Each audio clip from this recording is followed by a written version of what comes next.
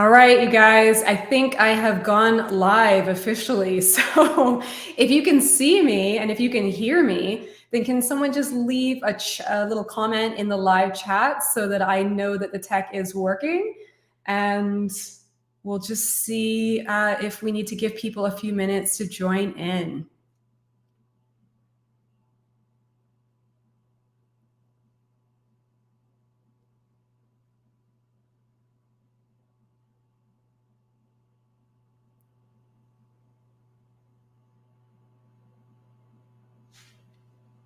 Okay, so let's see here. I just want to make sure that I am fully set up and ready to go. So, here we go. All right, perfect. Thank you so much for leaving your comments in the chat. Just want to make sure. Okay, perfect. All right, so I can see the comments coming in. Unfortunately, I can't see your name, so I have no idea who's talking to me, but that's totally fine. What I'll do is I'll probably just give it maybe a couple of minutes and just let people join in, and then we can get started on this webinar. So I'm really sorry that we had to cancel it last week. There was a power outage and there was really nothing we could do about it. So, but the good news is, on the flip side, there were a lot of comments that came in the last week. So what we've got today is quite a bit that we're going to be covering when it comes to just some advanced tips that you can use when you're creating your mood board designs.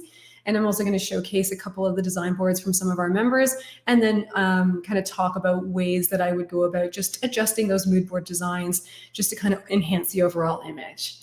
All right, it looks like, wow, we've got people in from Australia and Indiana and New Jersey, Texas. This is awesome. It's so great to see where people are tuning in from. Okay. Well, I'll tell you what, let me go ahead. I'm going to just switch up my screen here so that I can share some of the design boards that I'm going to be just kind of going over for this webinar. So give me 1 second here. Okay.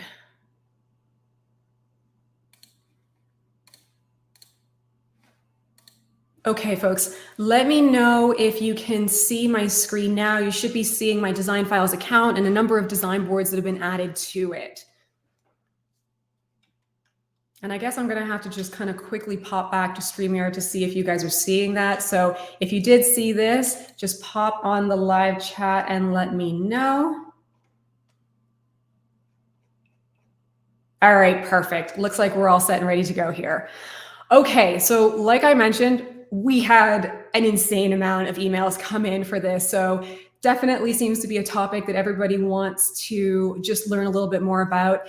If we don't get to everything today, what we can do is we can look at scheduling in another one of these. And we're probably also going to do another one that is going to be 3D floor planner specific as well. So we can talk about some of the advanced tips and techniques that you can use in that.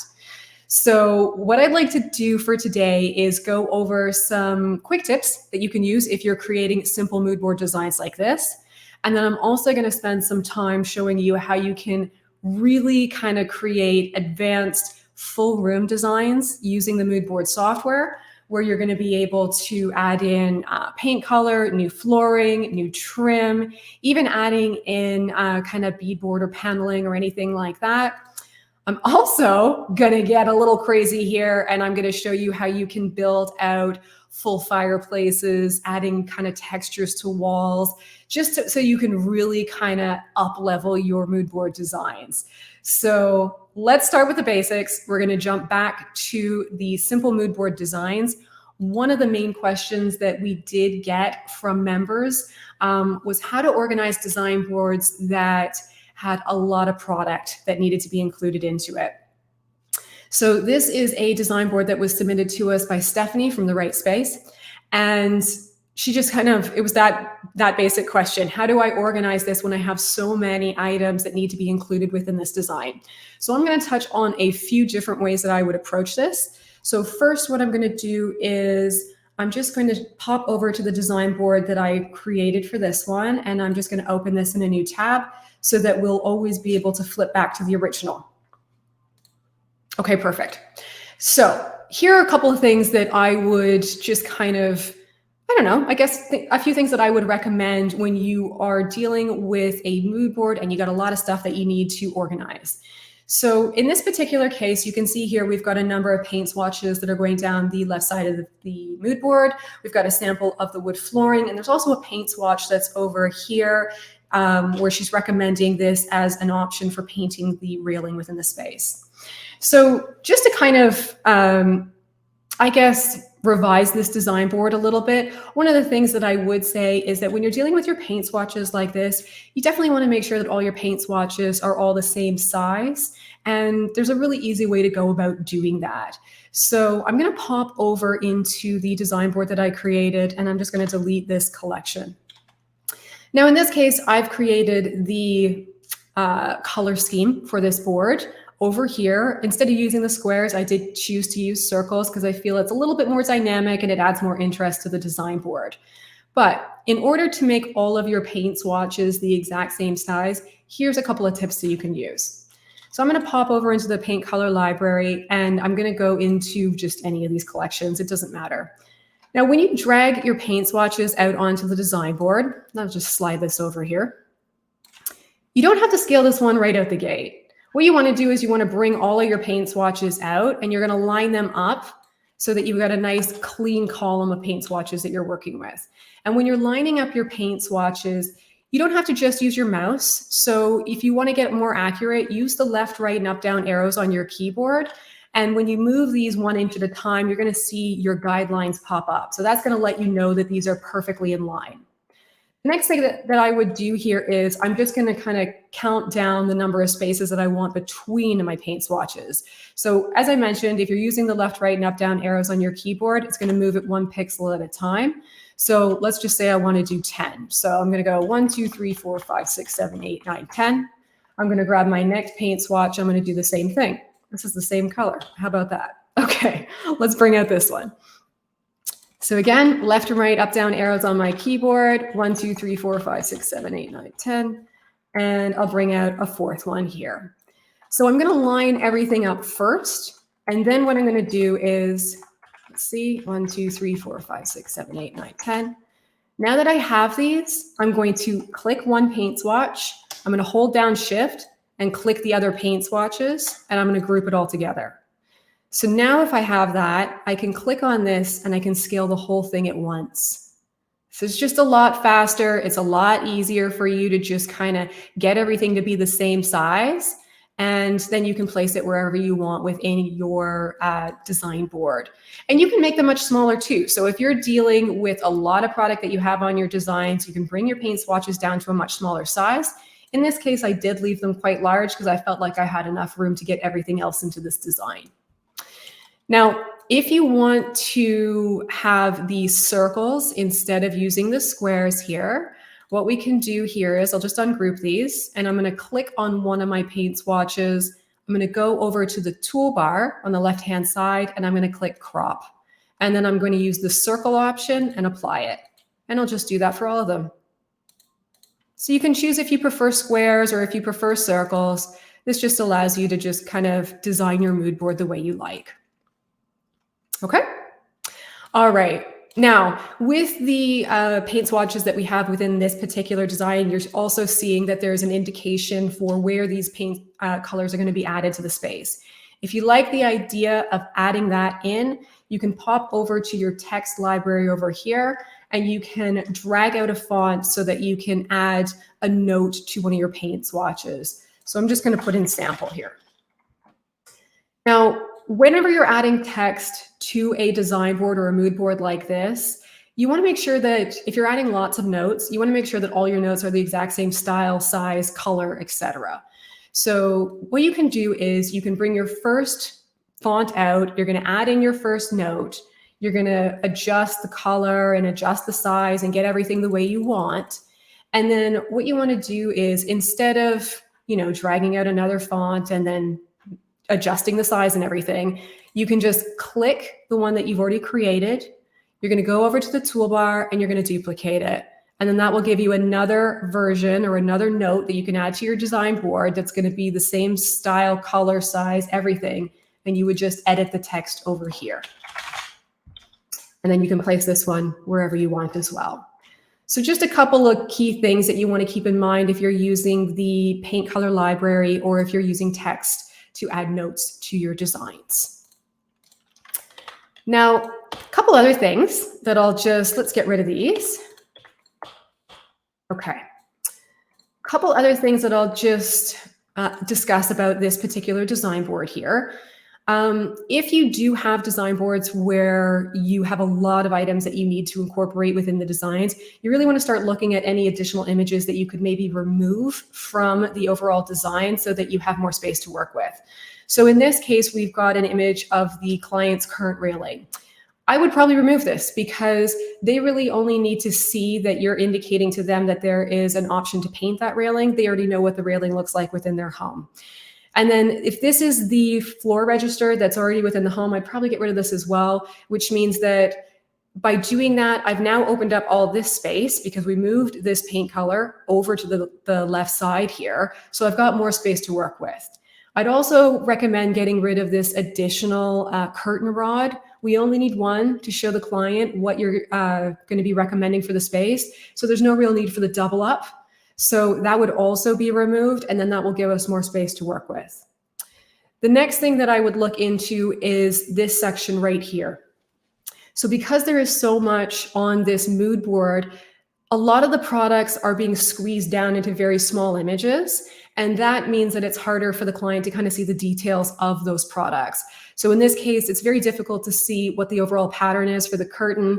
This side table is quite small. So I would look at ways where I could start increasing the size of those product images. And one of the best ways to do that is to remove the background image from these items. So one thing that I do want to, let me see here. Okay, perfect. I have my extra tab opened up. So let's look at this chandelier right here. So I looked into the actual product. Stephanie grabbed it from West Elm here. And unfortunately, West Elm doesn't give you an image of this particular chandelier without a background image. There's nothing, it's not shot on a clean white background. So if you ever run into this, here's a really great tip. What you want to do is I'm going to click on this image just to open up the image panel here. And then I'm going to right click on this image and I'm going to go down to search image with Google Lens. So if I click on that, it's going to open up this panel on the right side of my screen, and I'm just going to expand it. The cool thing about Google Lens is that it's basically going to scour the web and it's going to pull up any additional images that are the same product or a very similar product. So it gives me the opportunity to look around and see if I can find this product shot on a nice clean background. And there is actually a number of items or a number of images that I could work with. And this is actually the one that I grabbed to add to my design board for this particular design. So it's a nice, beautiful, clean image, no background. I didn't have to waste the time to trace around this to remove the background myself. So if you're ever running into a situation where you just can't find an image with the product shot on a clean background, use Google Lens because you might very well be able to grab that. And even if this location is not the location you're sourcing from, you could take the image and then you can still add in all of the details from the actual vendor that you are going to be sourcing the product from. So just something to keep in mind. Let's go back here and I'm going to go back to the original design board. In this case with the curtain panel, so again, we've got a very small image. It's hard for the client to really kind of see the details of this curtain panel. And one of the other key things to keep in mind whenever you have products that include the background, keep in mind that you're asking your client to kind of focus on this product, but they're going to have a hard time ignoring all the other elements that are in that image. So the red pillows, the flooring, this rug, the sofa, the plant, the chair, this paint color, all of that kind of gets consumed in when they are reviewing this design, and it's distracting and kind of detracting from your overall design because you're not planning on incorporating these elements. So it's good to remove these background images so that your client isn't getting distracted by all that extra stuff that you're not planning on including within your design anyway. In this case, with this curtain panel, what I ended up doing is I didn't go looking for a curtain panel image where it just was shot on a white backdrop. Instead, what I did is I zoomed in really close to the product. So here is the curtain panel image. And instead of showing the entire image, I just cropped off a section of the curtain panel that I wanted to show within this design. So the nice thing about this is that I can get a much larger image, and it also allows me to showcase the overall pattern and the details of this curtain panel in the design a lot clearer, even though I'm only showing a portion of it. So just something to keep in mind. Let's see here. Again, with the smaller image here, we have another background. In this case, this one actually does come with a product that is shot on a clean white background. So all in all, I'm not really having to do too much at all to spend the time to remove these backgrounds. I'm just going to pop over and I'll show you what I mean by that. So if I go into, I'm just going to shop this design so we can go directly to the source. But when you're grabbing images from somewhere online, if this is the main image that pops up when you are clipping products, it doesn't mean you have to take this image. So you could choose to use the Add to Design Files clipper. It's going to pre-populate this image, but over here on the left side, you're going to see that there's additional images. And this is the one that I wanted to grab because it's just clean, no background, just the product. So if I want this image, I'd use the image picker here. I would clip this image to, oh, I'm going to have to, here's something to note. If you're dealing with West Elm or any Williams-Sonoma brands, they all have the same functionality where if you click the image on the website, it's going to open up this panel, and then you're going to click here, and that will load in the image for you. So the nice thing about this is that I can now get this clean image that I'm going to use in my design. And if I want to grab the extra images to show my client how this item is going to kind of be used within the space, I can use the option to grab the additional product images and then clip those ones here. Because here's the thing, when you share the design with your client and you share the product list, all these additional product images are added to the product list. So that's where they can flip through it and they'll be able to see how this table is going to function within the space. But for your design board itself, it makes sense to have the clean image. Okay. Now, because we got rid of all these little kind of boxed background images, it's also giving us a much cleaner design, and it's highlighting all of the products that Stephanie's actually recommending to the client and removing all the excess additional imagery that we don't really need the client to focus on. Also, by getting rid of all these additional squares, it allows us to have more white space on the design board, and that in itself is going to give you a cleaner design. So the only other couple of things that I'd probably touch on for this mood board design here is grouping similar shaped items and kind of making them all the same size or the same width so that you can create nice grid lines within your designs. Because if you can create nice clean grid lines, it's going to give you a more balanced mood board all round.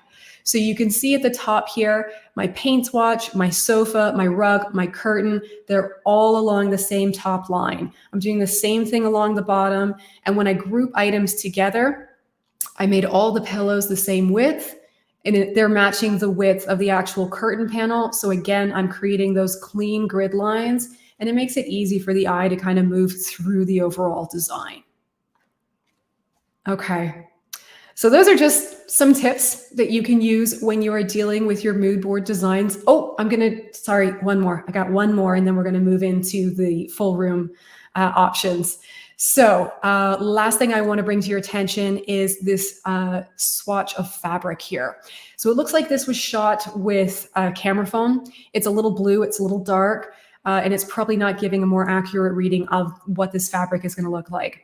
If you are taking pictures with your phone, one of the things that you definitely want to do is you want to consider using the image adjustment features here, where you can bump up the brightness, you can take down contrast, you can take down saturation. It's just going to help you get a more accurate color for your fabric. So I was able, by adjusting these toggles here, it allowed me to get this much lighter and brighter instead of having that darker image. And again, just to kind of make it a little bit more fun, I used the crop tool just to use the circle option and just kind of centered it between the two chairs and to indicate this is the fabric for these two items.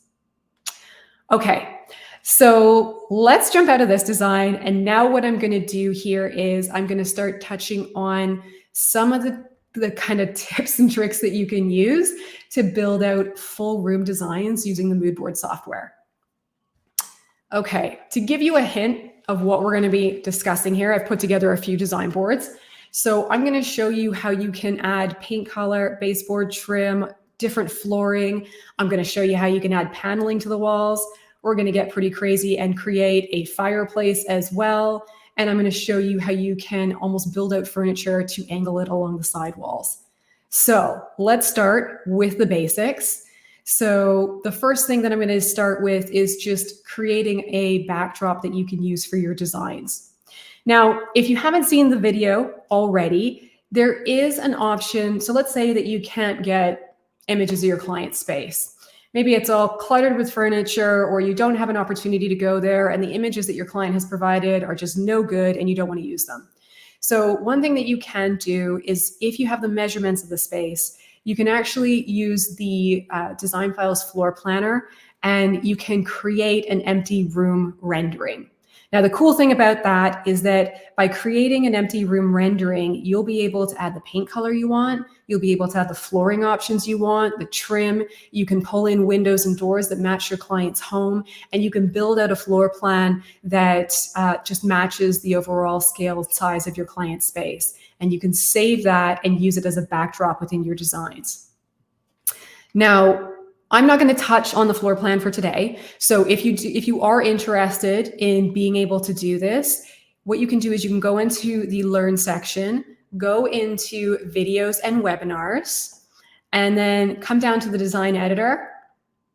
This is the video right here. It's going to walk you through it step by step, and it'll show you how you can create an empty room rendering, customize it with paint color and flooring, and save a JPEG image of that you can use as a backdrop for your mood board designs. So be sure to check that out.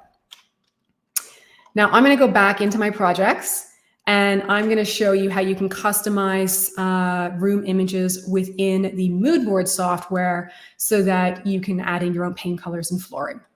So to give you an example, here is the main backdrop image that I worked with. I added in my own paint colors, I added in my own white trim, and I added in a new flooring option. So let's open up this one right here and I'll show you exactly how I did that. Okay, so I've got my background image here and I already set aside my paint swatch that I'm going to be using for these walls. So if you've been adding paint to your empty room images in your mood board designs, here's a couple of things that you can just keep in mind while you're doing that. When you're adding a paint swatch to the walls, you want to first line up your paint swatch with where the ceiling meets the wall, and also just pick any of the side walls. So you're just going to line it up along the edges here. I'm then going to just increase the overall size of my paint swatch so that it fills the full wall. And then I'm going to use the Distort tool over here, and I'm going to pull these corners out so that it's covering the entire wall. Okay, now what I want to do here is let's add this in. And if you feel like it's a little stark and it's looking a little fake, one of the things that you can do is you could use the image adjustment tools here and bring the transparency down a little bit. So if I bring the transparency down a little bit, maybe even to like 80%, it's going to allow me to see how the sun's reflecting off of the wall here. It's going to also pull the darker shadows that are in the corners so I get a more realistic look. Now, the next thing that I could do is I could take this paint swatch and I'm going to apply it to this wall over here, and then I'm going to apply it over here. And I've got a few tips for how you can handle the windows. So first, we're going to duplicate this. I'm going to flip it. And then I'm just going to bring it right over here. And again, I'm using my left and right arrows on my keyboard so that I can move something 1 inch at a time and perfectly align it. I'm just going to slide my mood board design over here. And the way I do that is by clicking and grabbing on any of the gray space surrounding my mood board. If you don't see gray space because you're on a smaller screen, use the zoom tool here just to decrease the size of your mood board. And then you can always bring it back up. Okay? So now what I want to do is I'm going to click this paint swatch and I'm going to click the Distort tool here. And I'm just going to pull on the corners so that I can cover the entire wall here. Okay. And that's it. And then the next thing I'm going to do is this wall over here. Now, if you're dealing with windows and you're thinking, okay, am I going to have to create a paint swatch that goes across the top and down the bottom and another one down the bottom here and one in the middle? You don't have to do that. So here's how we're going to approach a wall like this. I'm going to grab this paint swatch and I'm going to duplicate it. I'm going to bring it right over to the edges here. Again, use my left, right, and up, down arrows on my keyboard to line up my paint swatches. I'm going to slide my canvas over to the side here. And then I'm going to use the Distort tool and we're going to cover the entire wall. Okay, so now that we've done that, obviously we've covered the windows. No biggie. So here's how we're going to approach this. What I want to do is I'm going to click on the original background image and I'm going to duplicate it. So now I've got a second version of this. I'm going to go into the background removal tool and I'm going to switch over to manually remove background. And now I'm going to zoom into this particular space, come over to the windows here, and I'm just going to take the window. So I'm actually just going to click my way around the window trim here, and I'm just clicking with my left mouse button, just so you know. It's important that you do close off your trace. So you always have to make sure that the last point you make is closing off from the first point that you added for this trace. And you'll know that you've done it if your trace goes from red to black, like this. So now that I've got this, I'm going to save it, and I'm going to bring this window over. And if I can't quite see through my paint swatch, I can always click on my paint swatch, and I can just bring the transparency down a little bit. And then I can just line up my window to match the placement on the original backdrop. I'm then going to take this, I'm going to duplicate it again. I'm going to go back into the background removal tool and I'm going to clear my trace because now I want to trace this one out. So I'll just clear it, zoom back in, and then I'm going to use my little scroll bars here. And now I'm going to take this one. So it's a lot faster and a lot easier than having to create a lot of paint swatches that you're going to go around the window with. And then I can just save this, line it up, and add it over here to my wall. And once I have my windows in place, I can go back to the paint swatch and I'll bring this back up to 80%. Okay. The next thing that we're going to do is we're going to look at adding in a different flooring, and then I'm going to change out the baseboard to a thicker white baseboard. So I'm going to go into my library here. And actually, if you are going to be changing out flooring in your mood board designs, one of the things that you can do is you can always go onto Google Images and you can look for something like wood flooring. And obviously you can make your search more specific if there's a specific kind of color you're going for. But what you want to keep your eyes out for is one, images that are shot square on. You don't want to grab something like this where it's on an angle because you're going to be distorting it further once you get into editing your mood board design. You also want to look for something like this, where you've got a lot of boards showing on the image instead of a close-up like this. The reason for that is because when we start to distort this, if you've only got a few boards like this, these boards are going to look like they've been completely maxed out and they're super, super wide. So getting something like this is going to work a lot better for you. So I actually already did that. I'm going to go into my library and I think I have it under wood flooring. So I grabbed this image. Now, when you are adding wood flooring to a mood board design, I'm just going to bring this down here and kind of line it up with the edge of my little baseboard line here. Now, what I want to do here is I'm going to distort this. But if you've used the Distort tool before, you know that the Distort tool is based on a 4-point distort. So if I click the Distort tool, I'm just going to pull this out so that it is tucking into these corners here. But when I come over here, if I just go up here, I'm losing this, I'm not covering this whole section, right? So you don't want to, fill in this whole section and then grab another piece of wood flooring and then fill in this section because you're going to get a weird kind of distorted perspective. So that's not how I would approach this. Instead, what I would do is I'm going to pull these corners out as far as I can. And actually right now, what I'm going to have to do here is I can pull this one out actually. So I'm basically pulling it out to the point where I want to match the line of my original design, my original empty room image, and I want to get right up close to the edge of the baseboard here. So I'm going to pull this out. And then I can't quite do enough here, so I'm going to just apply this, and I'm going to zoom my board out a little bit, okay? And I can slide it over, and then I'm going to do the distort again. So here, I just need to cover this area, and again, I'm just going to pull on that until I have covered all of this, and I'm meeting the edge of my original background image. Now, if you're thinking, that looks really weird, like I don't want to share all this extra stuff with my client with all this sticking out of my design board. You don't have to worry about that, because anything that goes beyond the edges of that original white canvas, so anything that's in this gray outer area, all of that gets cut off anyway when you share your design with your client. So if I go ahead and save this design now, and we pop back into the client-facing mode or into your actual project, you're going to see that your client sees this. So they always see the clean version, even if you're seeing extra stuff outside of the canvas edges when you are editing your design. So just keep that in mind.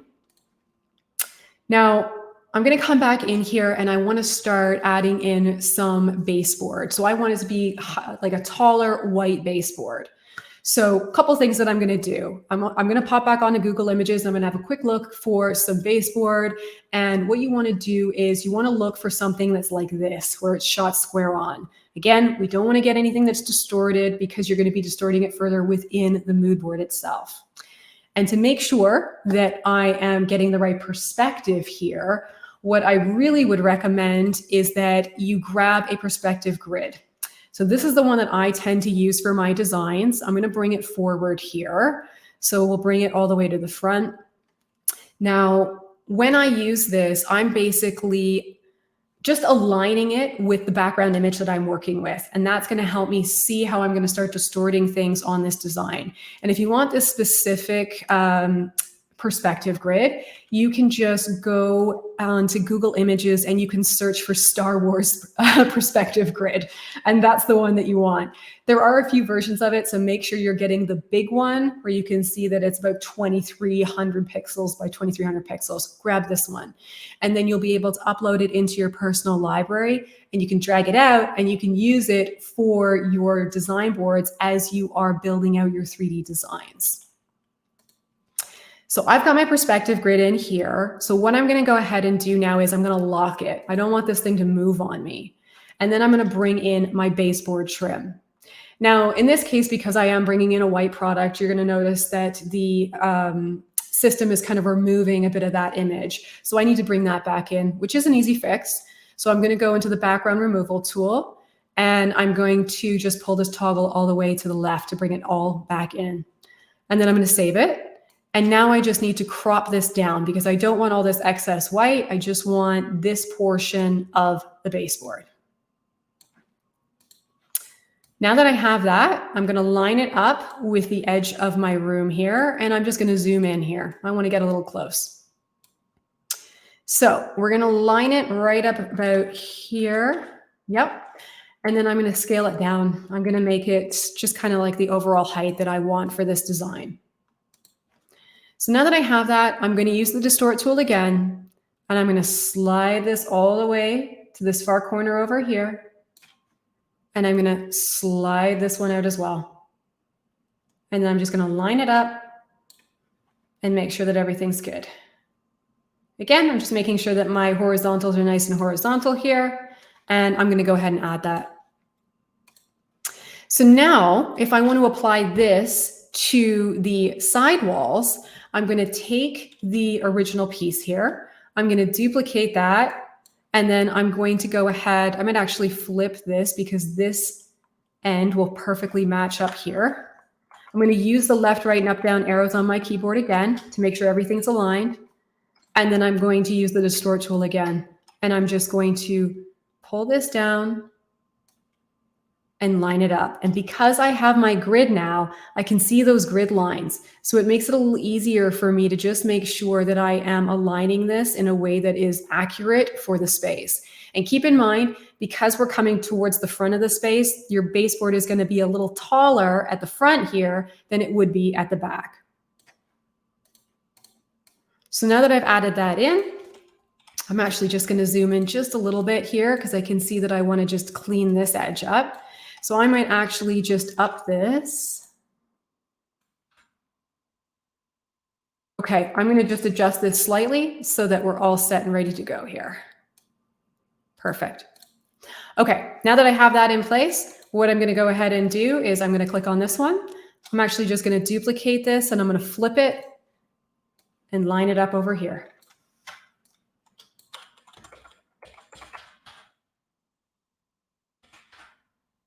Okay, so we've got our baseboard added in. Give me 1 second here. This perspective is not quite accurate based on the angle of the windows, so we want to adjust that. So what I'm going to do here is I'm going to just kind of come into this area here, and I am going to select this, and I'm just going to adjust it. And in this case, I probably would decrease this a little bit and maybe just decrease it across the whole, just because it feels like that baseboard is coming into my windows. So there you go. That might be actually another tip. Go based on one of the areas where you actually have windows or doors that are added in, and then you can kind of align it that way. Because now I would probably just need to just go back and just adjust this a little bit further, which is fine, but just things to keep in mind as you're building out your design boards. So yeah, I would probably come into this, and I'm actually just going to decrease the overall size of this, so I'm only having to distort one end of it. So I'm going to line it up like that, and then I can come into the next one, and then we can just adjust it again. Okay. All right, so let's go ahead and we'll distort this. Again, I'm just going to slide this over, and I'm going to bring this in. And because I'm keeping this one a little bit shorter, I'm just going to adjust this one over here just a smidge. Okay, so that's how you can go about adding in your own trim. And if we zoom out here, we can kind of get a sense for how this room is starting to come together. Okay, let me have a quick look at my notes and we'll see what we're going to touch on next. Okay. One thing that keeps coming up within our demo calls and even within the questions that we got today was being able to distort curtains and adding them to the side walls. So let's go ahead and we're going to take that on now. So if I'm going to look for a curtain panel. Okay, perfect. So whenever you're looking for curtains online, you're probably going to find that you're ending up with an image like this.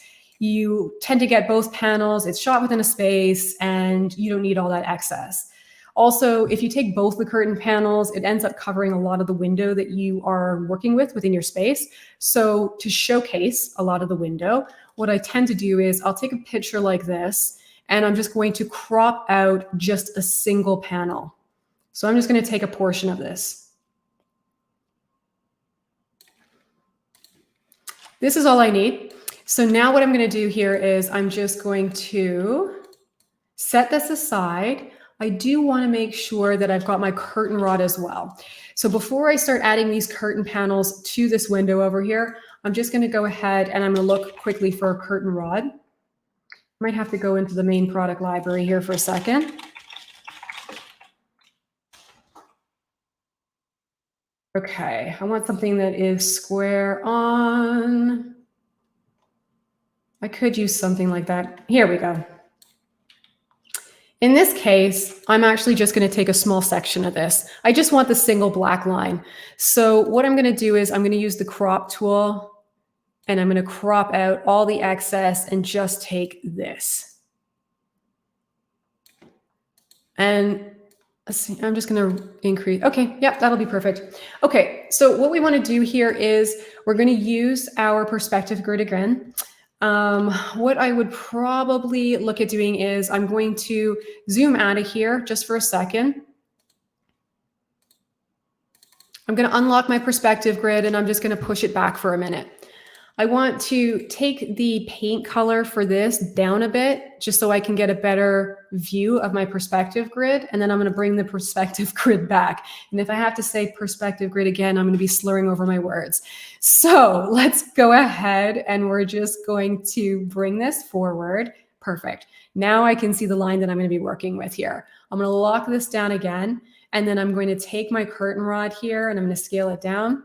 And again, I'm zooming right into the edges here. I want to get nice and close. So we're going to take something like this and I'm just going to kind of scale it down to the size I need. In this case, I'd like to hang it kind of high and wide. So I might use this grid line as my guide. And then again, I'm going to use the distortion tool here. And I'm just going to pull it out. Now, because I've got two curtains or two windows that are so close together here, I'm just going to do the one curtain rod for all of them. And that's about it. So I'm going to add that. And then I'm going to start adding in the curtain panel. So I'm going to bring this forward here. And I'm going to line my curtain panel up with the top edge of my curtain rod. Now, in this case, I'm going to scale this down a little bit. And now what I want to do is I'm going to distort this. And I'm going to pull it over here and I'm going to line it up with the edge of my curtain rod. I'm going to bring this section down and I'm going to bring this section down. And what you want to do here, again, is you want to make sure that your verticals remain vertical and that your horizontal lines are working with the angle of the space. So I'm going to bring it just a little bit longer than the baseboard so it looks like it's sitting in front of it. And I'm going to apply this. Then I would duplicate this curtain, slide it over and place it where I want it to be. And in this case, I could probably just scale it up so that it matches. And I could keep doing this across the other windows here. So we'll scale this one up as well. And then just place it where we want. And then if I zoom out, you'll see that you've got your curtain rod and your curtain panels and everything is looking like it's in the correct perspective. And you can always push your grid back beyond or back a few layers and forward a few layers so that you can use it when you need it and hide it when you don't. Okay, now let's look at adding in, let's say we want to get a little bit, I don't know, a little bit more detailed with the space and we decide to add beadboard to it so that we've got some nice paneling on the wall. So let's go ahead. I think I've got an image for that here. Yep. Let's say we want to add in this. I'm going to bring the background back in because again, I've got a white product here. So the system's trying to remove a little bit of that white, but let's just bring it back in here. So we're just pulling this toggle all the way to the left. And now what I want to do here is I need to get rid of the excess white trim. I cannot believe we're already at 40. Oh my goodness, it's already 1:45. So I'm going to try to cover as much as I can here. So let's go. We're going to use the crop. I'm going to get rid of the excess white here. We're going to apply it. I'm going to scale this down to get it to the size that I want. And I'd probably even tuck it behind the baseboard, but we can do that in a minute. So let's bring this up here. I'm going to scale this down to about here. And then I'm going to duplicate it. And I'm just going to line it up and add this all the way across. Okay. I might just slide that over a little bit more.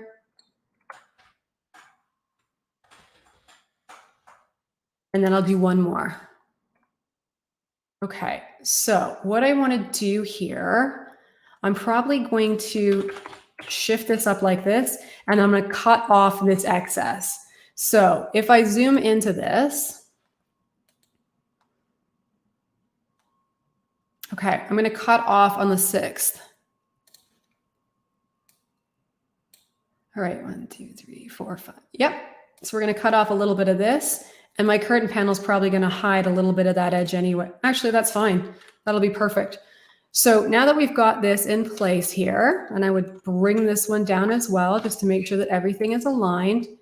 The next thing that I could do here is I could take this panel right here I'm going to duplicate it and I'm going to bring it over here. So now what I want to do is I'm going to use the Distort tool again, and I'm going to distort this using my guide as my grid. So if I bring this down here like this and bring this up, it'll show a more realistic perspective for this beadboard as well. And then I could also just duplicate this and then bring it over and do the exact same thing again. So I would line it up, and then I would use the Distort tool and pull this down here, pull this down. We're going to hide this behind the baseboard in just a moment, so that's not a problem, and follow the grid. And that will give you an option for adding some sort of paneling or beadboard or even wallpaper. You could use the same technique for wallpaper and adding that to your space. So now what I'll probably do is I'm just going to select the baseboard trim here, and I'm going to bring that forward. So everything's tucked underneath it. And then, of course, you could do the same technique for the chair rail at the top. Bring in a piece of chair rail, get an image from online, bring the background back in, save it, and then you can crop it again and just do the exact same technique that I just used there for adding in the baseboard and the paneling. And then you would make your way across. So when you do this technique, I'm just going to save this design and I'll jump back to the original design that we were working with. I don't want to go through those steps again because it's basically repeating the baseboard steps. And I'd like to take that time to just kind of focus on a few other updates or tips that you can use that will help you build out your design boards. So by following those steps that I just showed you there, you will be able to go ahead and create nice, clean baseboard, chair rail, and trim that you can add to your design boards. Okay, let's touch into a couple other techniques that you can use when you're dealing with actual products. And then if we have some time, what I'm going to do is I'm going to go ahead and go over the, I'll tell you what, I might actually extend this by a little extra time if everybody's good with it. And if people have to leave, there'll be a recording anyway. We might as well go through these techniques and then you guys can use it and watch the recording when you need to. So give me 1 second here. I'm just going to pop back to StreamYard and see if people are a go with that. So if you like this idea of just extending this webinar a little bit, just leave a note in the chat.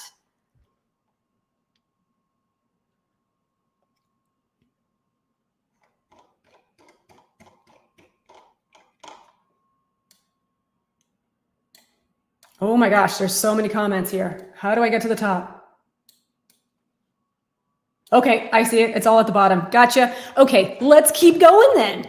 Alrighty. So let's go into this one right here. I'm going to show you some cool tips that you can use to clean up some of the product images that you are using.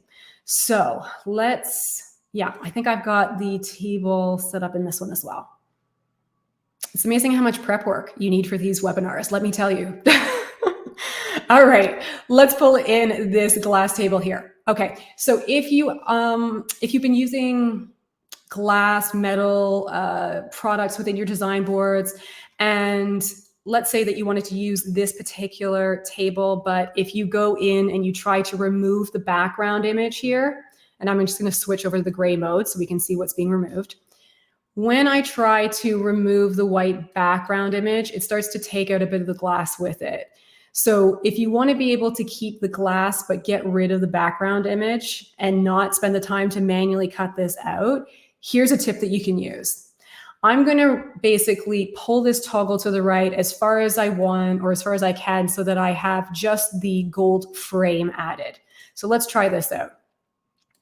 We're going to add this gold frame to our design board. The next thing I'm going to do is I'm going to duplicate this coffee table. I'm going to go into the background removal tool and I'm going to bring the background fully back in. The next thing I'm going to do is I'm going to manually remove just the glass top. So I'm going to switch into the manual remove option and I'm just going to cut out this section here. So when I do that, I can layer this on top. And then I've got a really nice clean design that I can work with, and I didn't have to spend the time to trace around all the edges and cut everything out. So by doing this, and here's another cool thing, because this is separate now, I could go into the image adjustments and I could take the transparency down a bit. And now I can start to see the rug through the glass top, which is pretty cool as well. So we can have this piece. I would hold down Shift and I would just select the base so I can group everything together now. And now I can place it wherever I want within my design. So definitely keep that in mind. Super, super good tip if you're dealing with any glass products. Same thing for this light pendant up here. So let me have a quick look to see if I've got the original for this light pendant. Sorry, it's going to be in my project items. Okay, here we go. This is it. So when I first dragged this item in, it looked like this. So what I would do is, again, I'm going to go into the background removal and I'm just going to make sure that I've got kind of like a nice clean top half of this product. So I'm getting rid of any excess white around the black rod here in the gold metal portion that is connecting to the bottom half of this light. So I'm going to take this, I'm going to save it. I'm then going to duplicate this. I'm going to go back into the background removal tool, bring the whole background back in. And because this is a circle, what I could do here is I could just use the crop and then I can click on the circle option. I'm just going to cut out the bottom half here.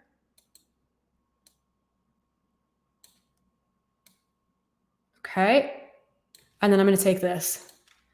And then I can take the original piece that I had. I'm going to crop off this portion of it.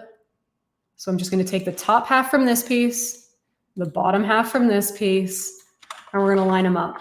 And again, because I have separated these two, I could choose to make this slightly transparent so that when I add this item anywhere within my design, it looks more like a see-through glass. And then I can scale it down and place it where I want. So definitely give that a try. Let's see here. Let me have a quick look at my notes. Okay. Got a couple of other options here. One, just a really simple one, to be completely honest with you. This is not anything that's overly exciting, but it does enhance your design boards. See this pillow here? I'm just going to go ahead and show you what the original one looked like.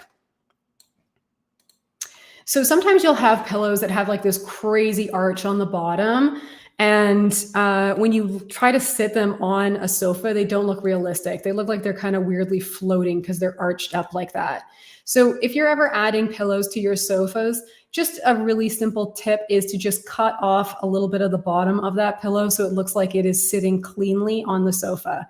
So I would just kind of take this and crop off the excess and then add it in, and it'll just give it a more realistic look. Okay, now the next thing that we're going to attempt to do here is I'm going to show you how you can actually build out something like a fireplace like this. So you might be thinking to yourself, that sounds a little bit crazy. It's really not that hard, I promise you. And I'm going to show you the exact steps. So I'm going to save this design here. I'm going to open up another one where we haven't actually built out this fireplace, and we're going to create it from scratch. Okay. So let's go into, let's see here. I do want to make sure I've got my perspective grid. So I'm probably going to take this one here that we were working on, and I'm just going to remove that paneling. Okay, so let's get rid of this chair rail here and all of this on this side wall. We don't need any of this. What we're going to do now is we're going to try and build out a fireplace on this side here. So if you have elements, structural fireplaces, any sort of stone walls, anything like that that you need to incorporate into your design board, you can use these techniques. First thing I'm going to do is I'm going to go into my library, and I think it's in my project items here. You can go onto Google Images and you can just kind of have a search for stone wall, brick wall, anything like that. And then you'll be able to grab images like this that you can save to your DesignFiles library and use within your designs. So in this case, I just had a quick look for stone wall. I grabbed this image And now that I have it, what I'm going to do is I'm just going to make sure my full background is in here. So I've got a nice clean piece to work with. And I'm going to scale this down. And I'm actually going to duplicate this as well so that I have the original always available to me, because this is the one that I'm going to start distorting. So let's say we're going to have a fireplace that is starting on the edge of this wall here, and we need to show that it's jutting out a bit. So first thing I have to do is create a little bit of depth to show that this is extending into the room. So I'm going to take this piece and I'm going to use the crop tool, and I'm going to crop down to, that's probably fine. We'll take something like this, crop that. Then I'm going to duplicate this.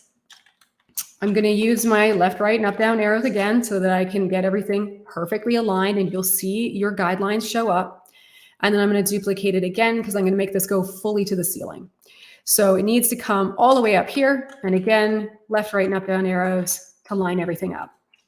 Now that I have this, I'm going to take this and I'm going to darken this edge a bit because I need it to have a little bit of a shadow so it's different from the face of the fireplace.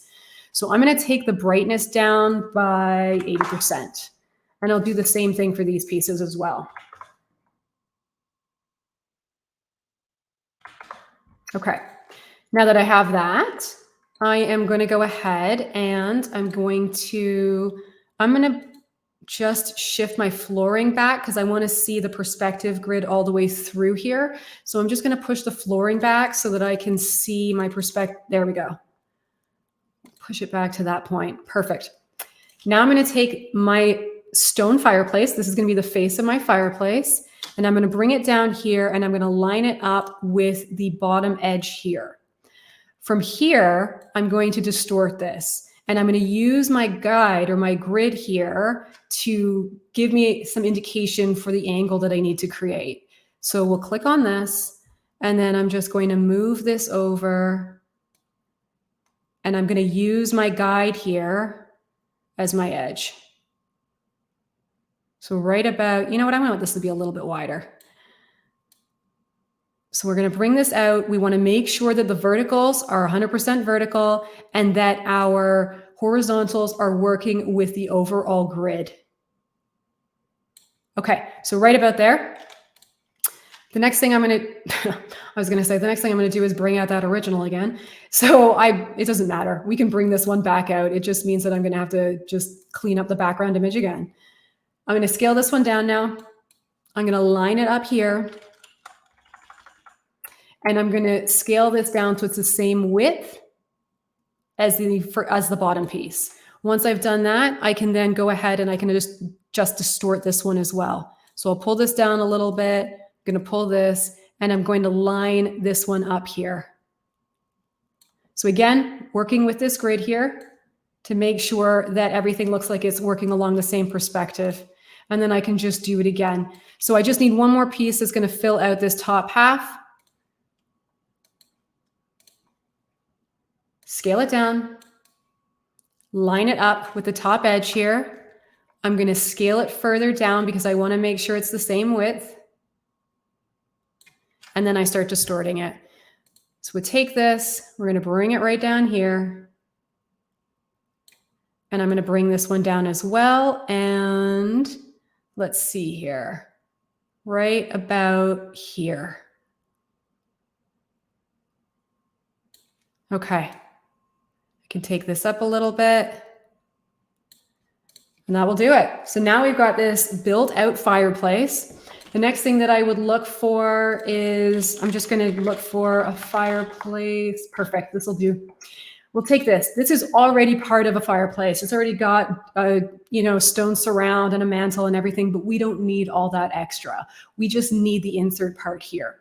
So what I'm going to do is I'm going to just bring the full background back in, and then I'm going to crop down, and I'm only going to take the portion that I need. So in this case, I don't need to see this interior wall because I'm going to be looking into this space. So that needs to get cut off slightly. So I'd probably come into about here, and then I'm going to take this portion. Okay, we're going to apply this. I'm going to take this. I'm going to bring it down here. I could bring my grid forward a layer so I can see it on top of the stone, but let's go ahead and we'll just eyeball it. So what I'm going to do is I'm just going to bring this in and put it, make sure that my verticals are nice and square, and add it in like that. Okay. The next thing that we could look at doing is adding in a mantle. So let's bring this piece out here. Again, go on Google Images, have a quick look for wood mantle, or have a look through our library, see if there's any sort of fireplace elements that you want to use when you are building out these types of structural elements within your designs. In this case, I just want a solid kind of barn beam mantle for this particular fireplace. So I'm going to take something like this. I'm going to crop it because I don't need the extra white background there. So I'm just going to take this portion of it. And I also don't need the top half of this. I just need the front face. So I'm going to apply this, and I need 2 pieces. So I'm going to duplicate this, and I'm going to bring this over here. We'll zoom in a little just so you can see what I'm up to. I'm going to click on this, and I'm going to crop this piece down because I need to have what's basically going to be the end piece for this mantle. Then I'm going to line this piece up. Okay. And then I am going to go ahead and I'm going to distort this as well. So I'm going to bring this down here. I need it to extend beyond the stone fireplace because I want it to look like it's got some depth to it. So I'm just going to bring this down here. And let's see here. Okay, so I'm just kind of working with the angle here. I personally think I could probably come up a little bit, and I think I'm going to do something like that instead. So bring your grid forward so you're not eyeballing it like I am. Why do that? You've got a grid, make it work for you. But basically, you want to just kind of move things around a little bit so that you can get the perspective right. So if I brought my grid forward here, let's see how far off I am. I'm going to bring this forward. And to make it easier actually, I'm going to bring it back just one here. Bear with me. Okay, let me push this back for just a minute. To make it easier for me to see the lines that I'm working with, what I could do is I could take this stone here and I could bring the transparency down to like 100%. Then what I can do is I can bring back the grid, and I'm going to bring it forward.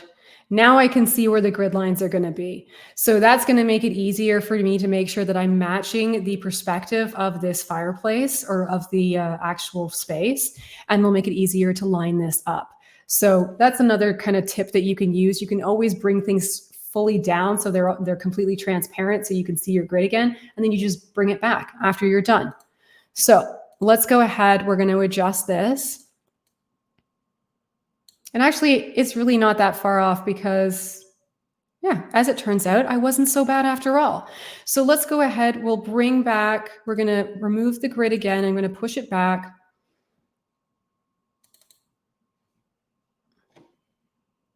I just need to come out a little bit here. There we go. I can see it now. Okay, I'm going to bring that back. And I'm going to click on this piece right here, and I'm going to bring the transparency fully back in. Okay, so we've got our fireplace. You can keep continuing to build out your fireplace. For instance, in this particular design, let's see here. I even went as far as adding in a little bit of a slate step up and just kind of extended out the stone base. So you can absolutely do that as well. If we're going to make the most of the time, I'm just going to jump because it's the same steps. You're going to do the exact same thing where you're going to build out the side. You're going to have your face and your side version. You're going to darken the side version so you get that perspective, and then you're going to build it out.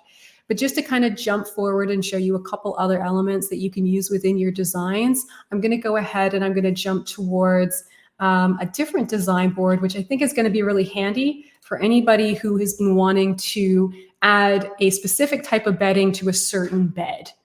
So in this case, I'm going to show you how you can layer your products so that you can actually build out these kind of, or so you can actually combine bedding onto a specific bed frame that you want to use. Okay, so let's look at this one right here. We started out with this bed, and I wanted to add this bedding to it. So how do I go about doing that? The first thing that I went ahead and did is I actually cut out the original bed using the tracing tool over here because I don't want all that background image. So I went in and I manually cut out the actual bed frame, and I saved that bed frame. Now, if I want to add this bedding to it, here's how I went about doing that. I brought in this image, and I'm just going to go ahead and select this and ungroup it. Here's a cheat so that you don't have to go around and trace out the entire bedding here so that you can build out this bed. You know what? Let's just delete this all together, and I'll show you exactly how it worked. So here's the original bed.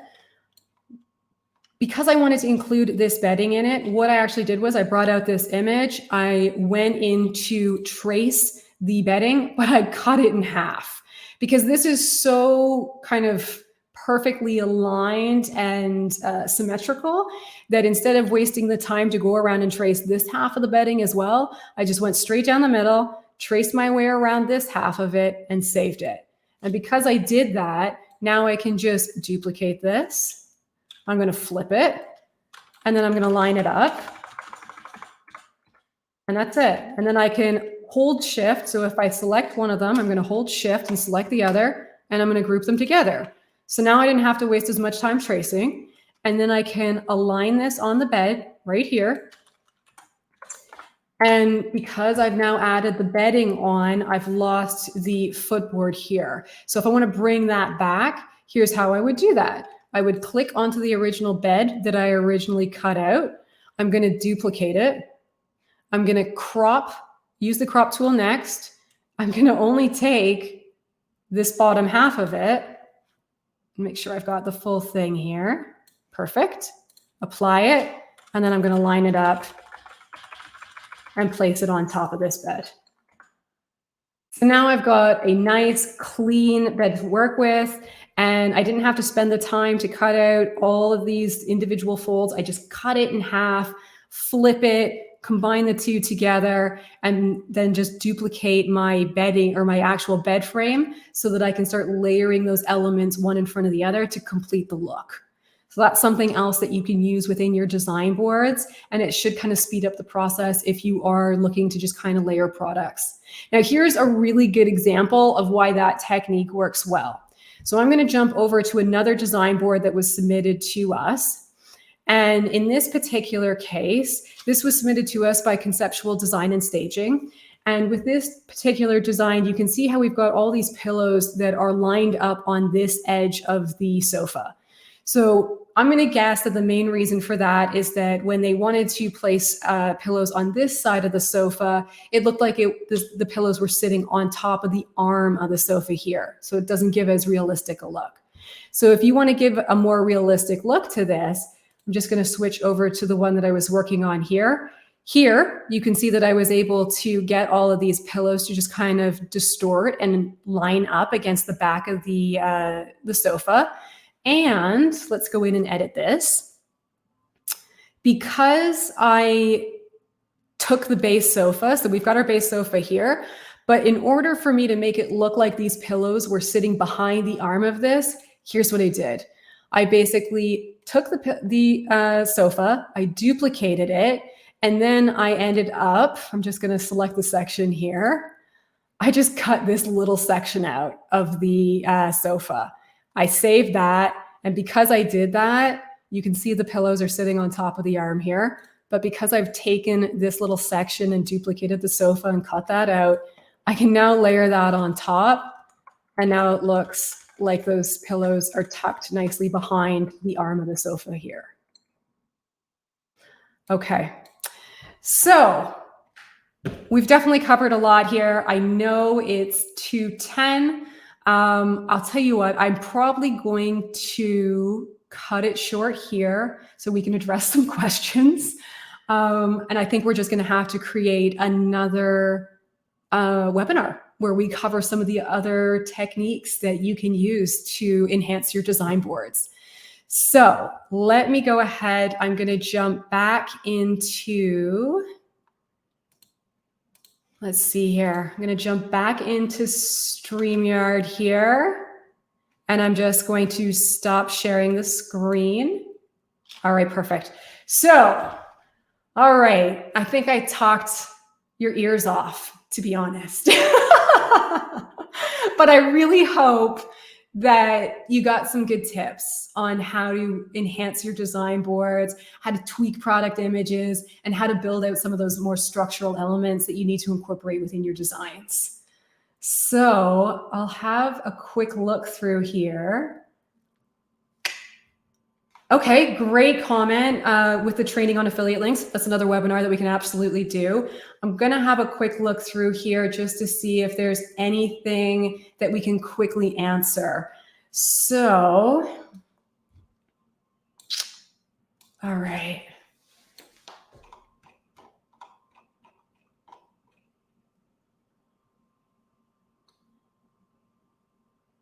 Okay, quick comment here. Let's see. Somebody had asked, and I'm sorry, I can't see your name, so I'm not sure who I'm addressing here, but there was a question about, are there any image copyright issues that you need to be aware of? So if you are, the big concern here would be a case of, okay, maybe you grabbed an image that is, let's say it's a design that was created by another designer. If you're not giving them credit for the design and you're showing an inspiration image or something like that in your design board, that's definitely a no-no. Any images that you use, you need to give credit to the designer, or even if it was a photographer or something like that, you would want to give credit to the photographer. If it's a product, it's typically not going to be an issue for you. A lot of these vendors want you to use their products within their designs because all you're doing is basically getting those designs and their products out in front of a wider audience. So they're actually benefiting from you sharing that. So it's more so going to be a case of if you've taken somebody's work, a photo, or like an actual photographer has taken like an image of a space or something like that. Those are cases where you do need to make sure that you are giving credit to whoever the designer is, whoever the photographer is, etc. Let's see. Oh, if you feel like the empty room images that we have that are available within DesignFiles are not cutting it for you, go onto Google Images and search for empty room image. You will find hundreds of images that you can work off of. So that's always available to you. If I'm being totally honest with you though, I honestly do feel that a great way to create a kind of empty room image backdrop that you can work off of would be to follow the steps that I mentioned in the beginning of this webinar. Go into the Learn section, go into videos and webinars, go down to the design editor, watch this movie, watch this video. Because it's going to show you how you can actually build out a floor plan of your client space using their measurements. You'll be able to add in the windows and the doors, the flooring, the paint colors, and you can save an image of that empty room rendering that you built that matches your client's home and use it as a backdrop for your design. Okay.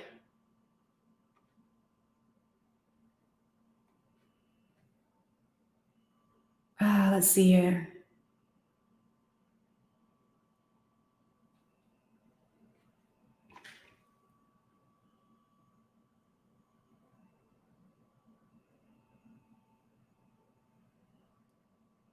Okay, there's a comment here. When making designs such as backsplashes or other things that we need to duplicate several times, it's a pain to stop and line up. Totally agree. So here's one thing that you can actually do for that. Let me pop back into the editor. I am going to, let's pretend, let's see here. Let's pretend that, I'm going to cut this. Oh, I'm not sharing my screen. It would help if I shared my screen. 1 second here.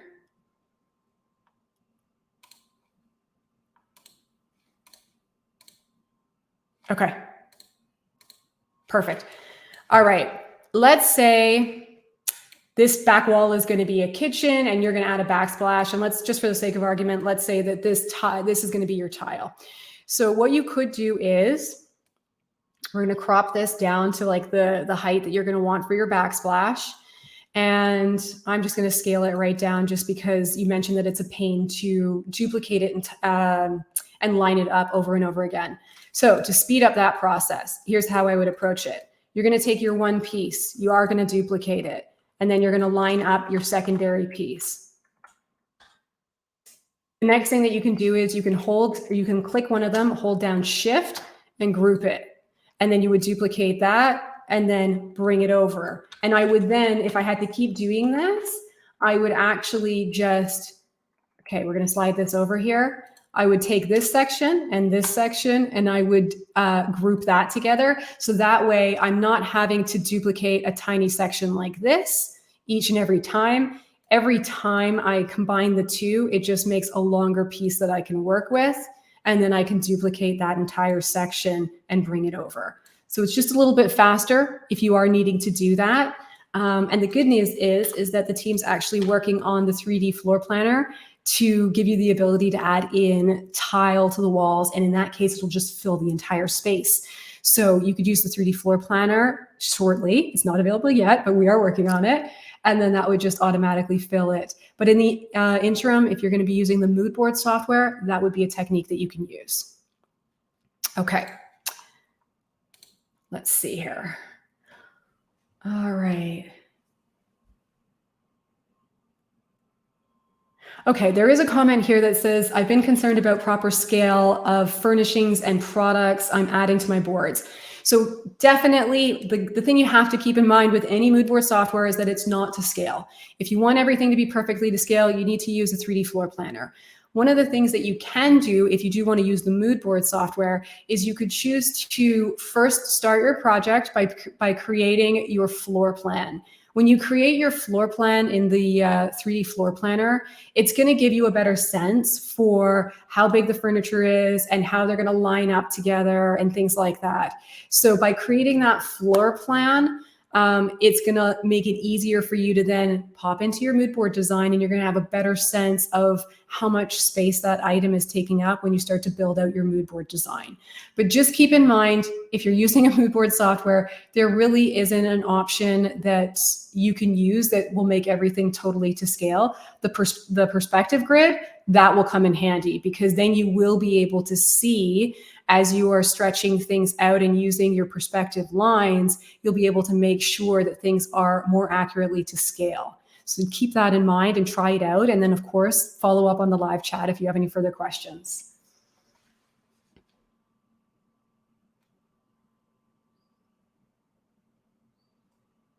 Okay.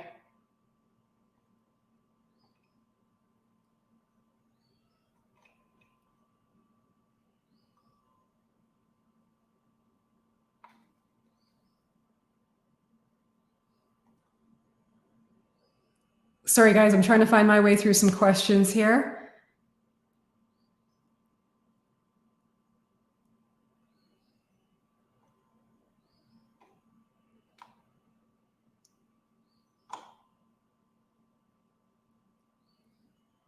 Okay, saw you lock the grid, but is there a way to select all elements to lock in to ensure no movements when clicking? You can lock down any element on your Moodboard design.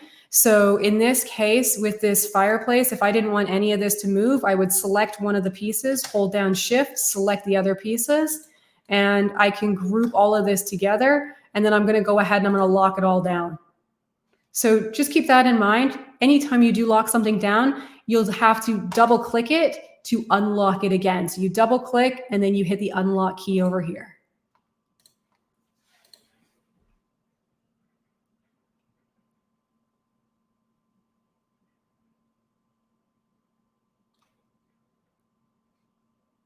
Okay, if you wanted your baseboard and your wall color to match, here's how you would do it. Let's get out of this one. Okay, let's use this sample right here, actually. I believe this is silhouette. Okay.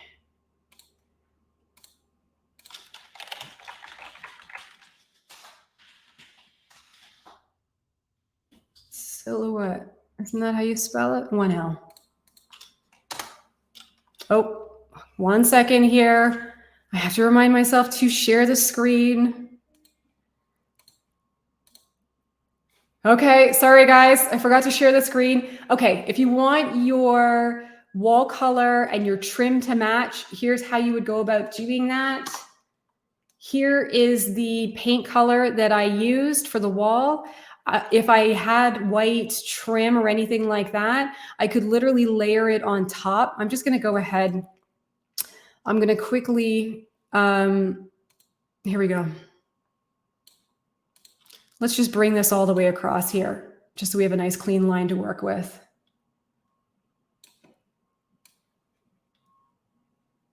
Okay. All right, let's say I want all of this to be the same color as the wall. So what I'm going to do here is I'm going to bring this up. I'm going to scale this down so that it is the same height. I'm going to use the distortion tool again. I'm just going to see if this works because you're making me test things that I haven't tested yet. So let's go ahead and give it a go. Now that I have this, I'm going to use the transparency tool so I can see some of the details of the paneling in there. So I might do something like that. And if I zoom in here, you can see some of the details on the paneling. I might try, just give me 1 second. I want to bring this out a little bit and I want to test something here. If I bump up the contrast, I want to see if I can enhance those lines a little bit more, but I might have to. Not really. Okay. I wanted to see if I could just kind of pop the lines behind here a little bit. So right now you could take the paint swatch and you could layer it on top and then take down the transparency so it starts to show some of the details of the trim. Hope that helps. Okay.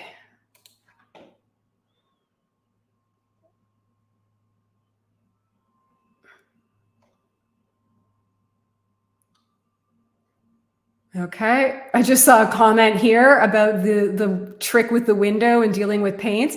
Glad that's helpful. Definitely a lot faster than having to create the individual paint swatches that work around the window. So yeah, definitely give that one a try.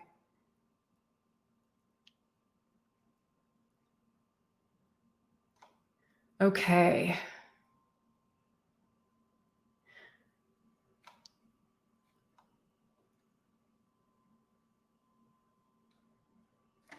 Okay, I got to make my way back down this thread here. Bear with me.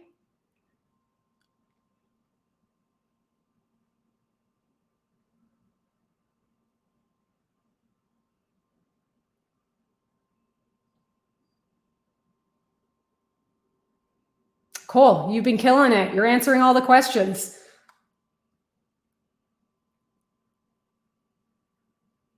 Okay, I just saw a comment here, actually. It would be awesome if the duplicate feature made each copy exactly line up with the first one to go either vertically or horizontally. Cool idea. So let me go ahead and we can take that back to the team and we can see if there's anything we can do about that.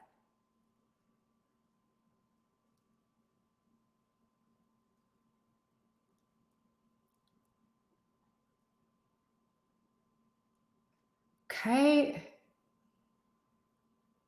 Okay, so I see that there's a question saying that there's it's still a little confused on how to use the perspective grid. So I'll tell you what I can do is I could probably take, actually, I think I already have a video.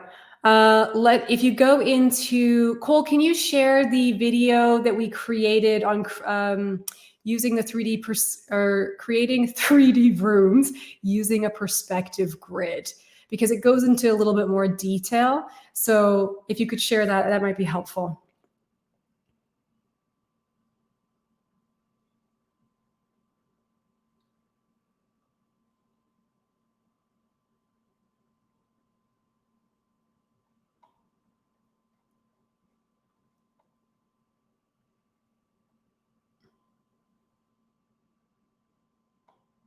Okay, so question here, or a comment here that is absolutely valid and should be addressed.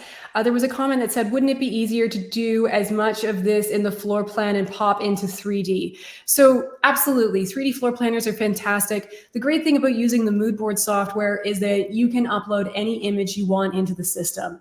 So it actually allows you to show the actual furniture pieces, the actual decor pieces that you want to include within the design. Whereas a lot of the time with a 3D floor planner, you're having to find a similar looking model. So some designers find that having the combination of being able to create an empty kind of rendering of the space and then pop into the Moodboard software can actually help you showcase more the actual products that you want to share with your client.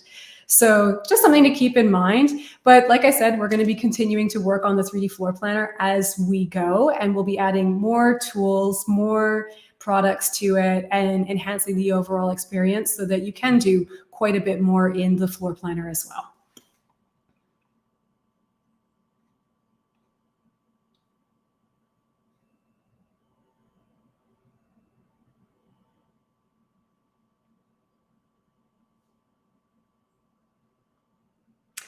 Okay.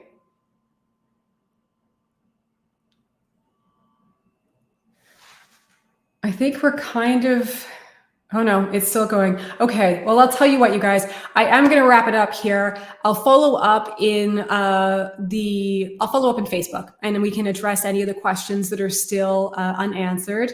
But I really do hope that this was helpful. I hope you got some tips for how to create your backdrops and how to just kind of adjust product images a little bit so that you can tweak them and get to the exact look that you're hoping for. So thank you so much for tuning in. I think we probably will need to schedule another one of these because there is a lot that can be done with the Moodboard tools. And I'm happy to just kind of come on and share some tips. We'll also look at scheduling in one for the 3D floor planner as well. So for now, I'm just going to say bye and thank you so much for joining.